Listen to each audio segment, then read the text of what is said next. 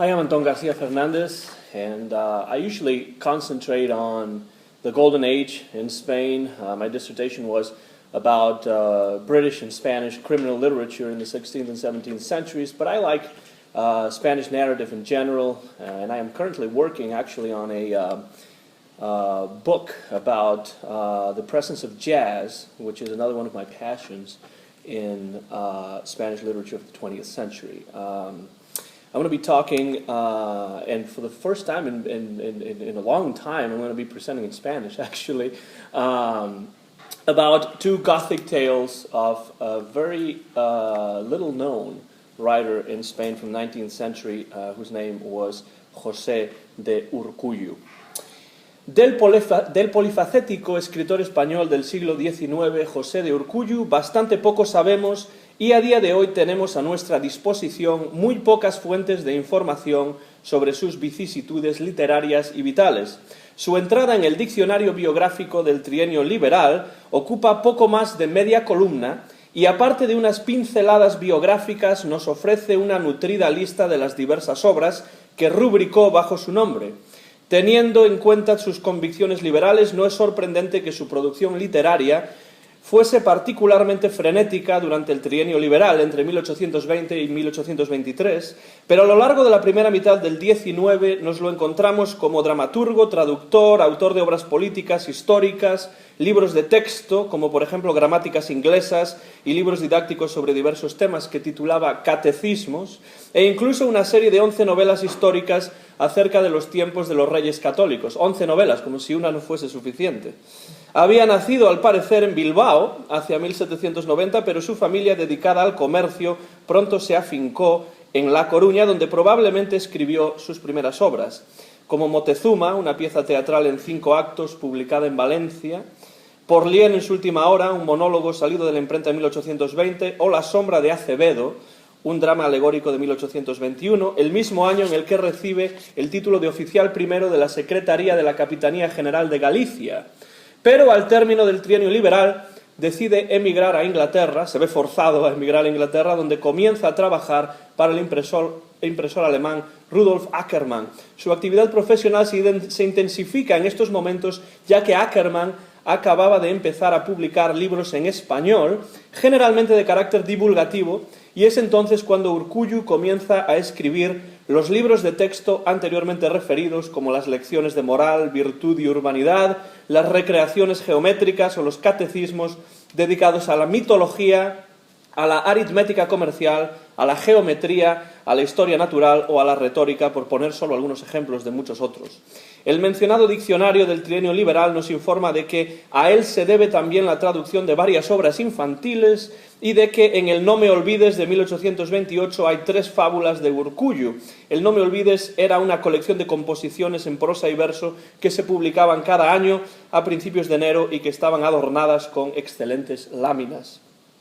Como vemos, Urkullu es un producto paradigmático de la Ilustración y del liberalismo español del momento. Es también durante los más de 10 años que pasó en Inglaterra cuando Urkullu escribió los 2 relatos góticos de los que tratará mi presentación y que aparecen insertos al final de una colección titulada Cuentos de duendes y aparecidos, publicada por Ackermann en 1825. Después de más o menos una década residiendo en tierras inglesas y tras el fallecimiento de Fernando VII, Urkullu regresa en 1834 a la península ibérica, pero vive en Portugal durante un tiempo. En territorio luso continuó su labor literaria publicando algunos poemas, continuando con su labor divulgativa y didáctica, traduciendo al portugués alguna que otra obra de Víctor Hugo y utilizando sus conocimientos lingüísticos para componer una gramática inglesa para uso dos portugueses. Su biografía se vuelve un tanto más incierta hacia la década de 1840, cuando publica en Londres esa serie de 11 novelas históricas sobre los reyes católicos, pero es evidente que en algún momento regresa a España, ya que el diccionario señala que, vuelto a España, sin ofrecerse fecha alguna, por supuesto, figura como director de un colegio en Vizcaya del que publicó algunas obras. El diccionario nos da como fecha de su fallecimiento en Lisboa, el año de 1852, y asegura que algunas de sus obras aparecieron póstumamente y otras continuaron reeditándose después de su muerte. Después de este escueto perfil biográfico en el que he intentado recabar sucintamente la poca información de que disponemos sobre Urkullu, conviene ahora volver sobre nuestros pasos para concentrarnos en los dos textos del bilbaíno que nos interesan para el presente trabajo, que no dudo en describir como posiblemente dos de los textos más desconocidos de la literatura española decimonónica. Se trata de dos relatos breves que Urkullu incluyó al final de una colección titulada Cuentos de duendes y aparecidos, publicada por Ackerman,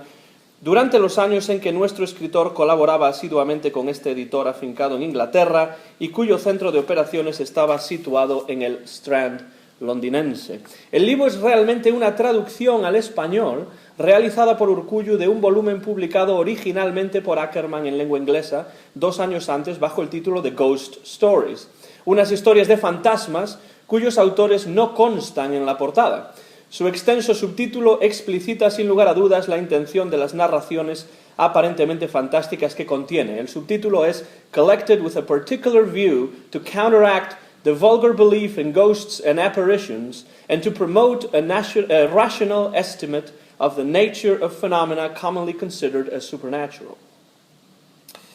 Urkullu obviamente comparte esta misma intención que el anónimo recopilador inglés y a este efecto, además de traducir los 18 cuentos del libro original, añade un prólogo propio bajo el epígrafe de El Traductor y 2 historias escritas por él mismo que añade al final de la colección, que se titulan El manuscrito catalán y Padre en vida y testigo en muerte. En su prólogo, Urkullu se refiere a estos 2 textos añadidos como un cuento dividido en 2 partes, puesto que el segundo se contiene en el primero, es decir, Padre en vida y testigo en muerte es, en el contexto ficticio del relato,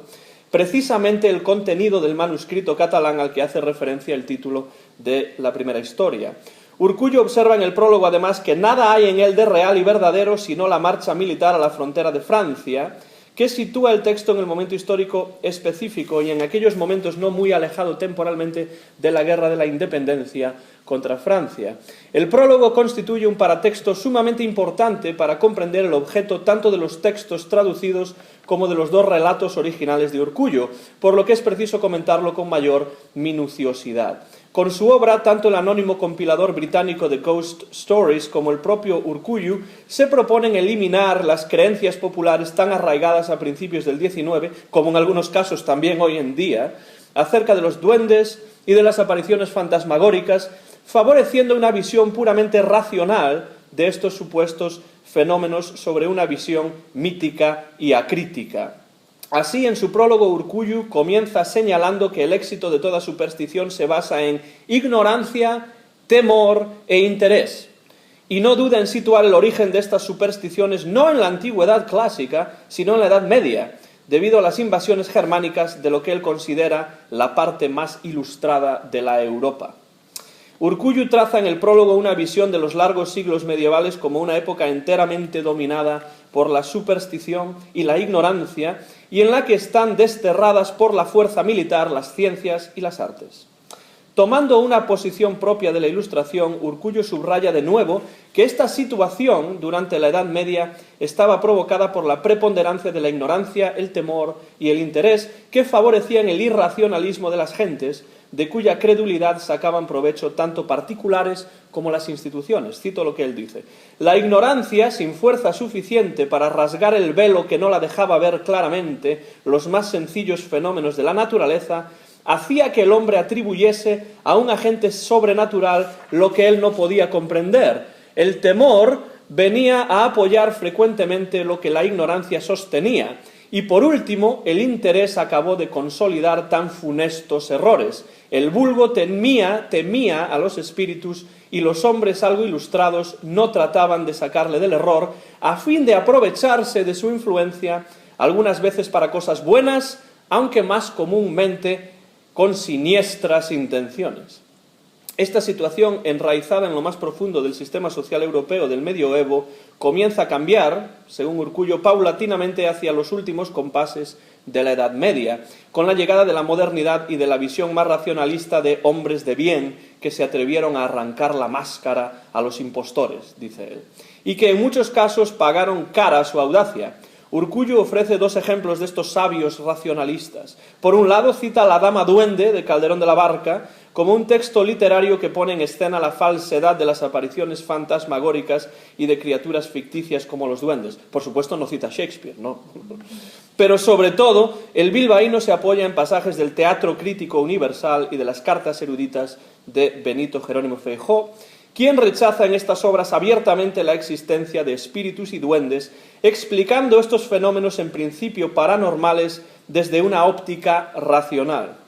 Urkullu cita párrafos enteros del Teatro Crítico para ejemplificar la posición de Feijóo, que él evidentemente comparte, y en una nota al pie señala que existen autores contemporáneos ingleses que se dedican a una tarea similar desde un punto de vista racional. Yo supongo que se refiere, por ejemplo, a los Mysteries of Udolpho de Anne Radcliffe, ¿no? Pero aprovecha también para reprobar a aquellos que inciden en la credulidad y superstición del público, llevados del interés pecuniario que les resulta de la venta de sus papeluchos, dice él.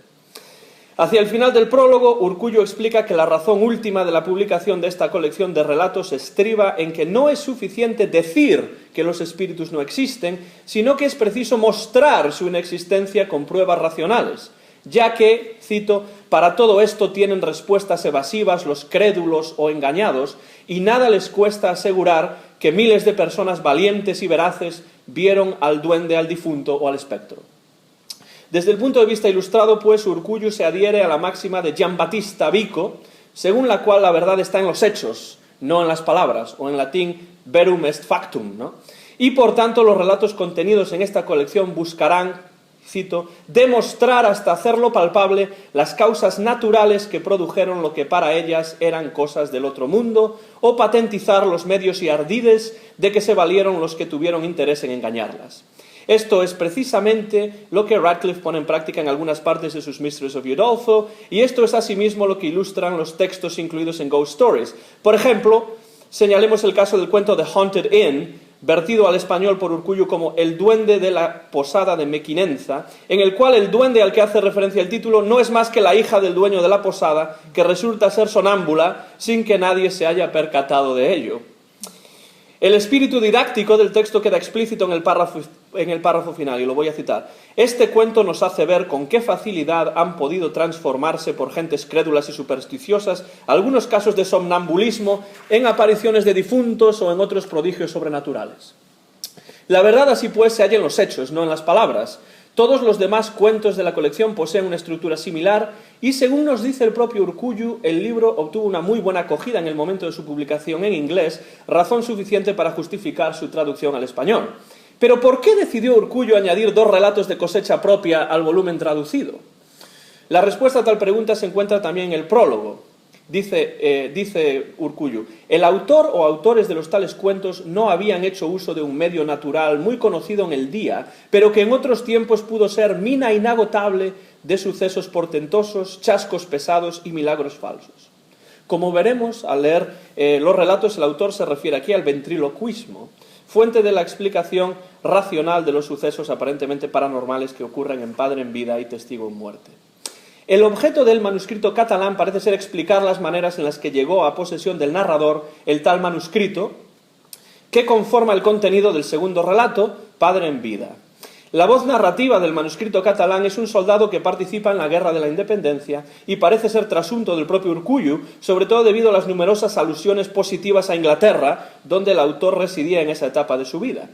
Durante una breve visita a la casa de un amigo llamado Don Juan, el narrador se encuentra con un manuscrito compuesto por el abuelo de su amigo, que despierta hasta tal punto su interés que Don Juan le permite tomar prestada una copia que él mismo había mandado hacer, con la promesa de devolvérsela una vez la hubiera leído. Diversas vicisitudes le impiden al narrador leer el manuscrito, que en 2 ocasiones incluso llega a creer perdido, pero que reaparece en ambos casos, la primera vez en su habitación y la segunda vez en casa de Don Juan. Por supuesto, como ya es de esperar si hemos leído el prólogo o el resto de la colección, habrá una explicación lógica para la reaparición inesperada del manuscrito. Por ejemplo, en el primer caso lo encuentra otro soldado que sabe que pertenece al narrador y lo devuelve a su habitación. No es sobrenatural. Finalmente será el propio don Juan quien lea el manuscrito en voz alta en presencia de sus dos hijas y del narrador, que queda tan gratamente sorprendido por su contenido que le pide a su amigo que le permita sacar una copia con la intención última de publicarlo. Se convierte así el narrador en transductor del manuscrito, ya que no solo lo traduce del catalán al español, sino que además lo ha, cito, despojado de muchos adornos inconexos con el asunto principal y que a mi parecer servían solamente para engrosar su volumen. Parece claro, por tanto, que para el narrador y para Urkullu lo importante es el contenido del manuscrito, por lo que presenta al lector de manera más clara y concisa posible su contenido. El espíritu didáctico de Urkullu, que ya hemos subrayado, es más que obvio también en Padre en vida, un relato que tiene como trasfondo la guerra de sucesión del siglo XVIII y en el que por momentos el autor parece no querer dejar pasar ninguna oportunidad de instruir deleitando. Padre en vida nos refiere la historia de dos socios, don Manuel y don Onofre, el primero de los cuales tiene un hijo, don Narciso, que resultará ser al final el autor del manuscrito. Tras la muerte de don Manuel, el 16 de octubre de 1700, día en que Carlos II ratificó su testamento por el cual llamaba al trono de España y Nápoles a un nieto de Luis XIV, su hijo, don Narciso, quedará bajo la tutela de don Onofre, hombre que se revela avaro y malintencionado y que después del regreso de su pupilo en la guerra de sucesión, se las arreglará para escamotearle los bienes que su padre le había dejado en herencia. Tras varias vicisitudes que dotan a esta historia de un cierto gusto bizantino, don Narciso, con ayuda de un amigo llamado Reich, confrontará a don Onofre en su casa. Cuando don Onofre se resiste a satisfacer las exigencias de don Narciso y le informa de que toda su fortuna se ha perdido, se escucha súbitamente una terrible voz, semejante a la del difunto don Manuel, que dice: «¡Falso! ¡Yo seré tu acusador!», entre otras amenazas que turban profundamente a don Onofre. En un pasaje posterior, la misma voz salva a don Narciso de una condena que iba a serle impuesta por una falsa acusación de don Onofre, y finalmente la misma voz solucionará las dificultades por las que está pasando don Narciso cuando un juez acceda a que se exhume el ataúd de don Manuel, su padre, con objeto de conocer la verdad acerca de los tejemanejes ilegales de don Onofre, que acabará teniendo que confesar que los bienes que pertenecen a don Narciso obran en su poder y que acordará entregárselos. Esto nos lleva a un final feliz que se completará con el matrimonio, por supuesto, entre don Narciso y Margarita, la mujer que ama y que don Onofre había maquinado desposar infructuosamente. Termino ya. Como vemos, nada hay en este texto que sea ajeno a la corriente gótica que estaba en boga en los siglos XVIII y XIX, con las aventuras y los elementos fantásticos, misteriosos y sobrenaturales propios del género. Pero en una coda final, incluida en el manuscrito, el propio don Narciso, que se revela entonces como autor del mismo, habiéndolo escrito para la instrucción y entretenimiento de sus hijos y nietos, instrucción y entretenimiento, ofrece una explicación racional muy pormenorizada de todos los elementos fantásticos contenidos en su historia. En cuanto a la voz sobrenatural, que actúa como verdadero deus ex machina en varios momentos del relato, don Narciso la atribuye al ventriloquismo, facultad en la que era experto su amigo Reich. Y cito: «A la edad de 20 años es cuando Reich notó con gran sorpresa suya que podía imitar naturalmente diversas voces, ya lejanas, ya inmediatas, a veces como si bajasen del cielo, otras como si saliesen de un subterráneo o de dentro de una caja cerrada, con tal perfección que más de una vez pegó lindos chascos, pero dotado de prudencia y perspicacia, previó que este don de la naturaleza podía serle alguna vez útil y también funesto en un país como el nuestro, en donde pudo haberle costado caro, siendo con falso celo acusado a la Inquisición». La mención a Benito Jerónimo Feijóo en la parte final de esta coda entronca aquí con lo ya expuesto en su prólogo e incide una vez más en el carácter didáctico de ambos relatos, que buscan enfatizar la preponderancia de la razón sobre las creencias populares, irracionales y acríticas, mostrando con elementos específicos de la fábula la futilidad de las supersticiones y subrayando que, efectivamente, para Urkullu, como para Vico y para los racionalistas que verdaderamente se precien, la verdad está en los hechos. Muchas gracias. Thank you so much.